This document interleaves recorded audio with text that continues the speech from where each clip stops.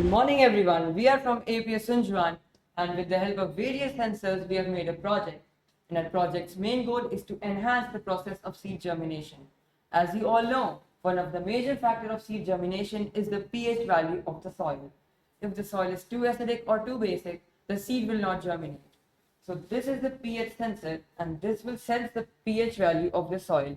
And here you will get to see the how the soil is alkaline or acidic. So accordingly, the farmer can add various substances and chemical to make the soil neutral. Now the soil is healthy enough to germinate the seed well. When the soil is healthy enough, it will need a lot of moisture and it will be needed to irrigate. So over here is the smart irrigation system. Over here this is an LCD and over here it is a soil moisture sensor.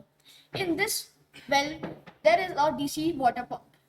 So whenever I remove the soil moisture sensor, because there is no soil over here, so the water will get irrigated.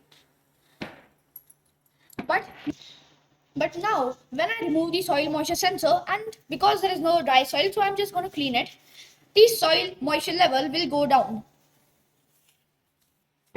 And after a while, it will be low enough so that the water will start pumping, like over here.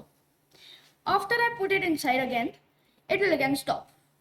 As you can see that this water is dirty because it has come from the rainwater harvest.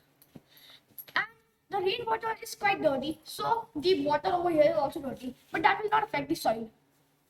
Now Shahid will explain the DHT and the plant detection QR. You can see that you have a QR code. It is made to detect disease in plants.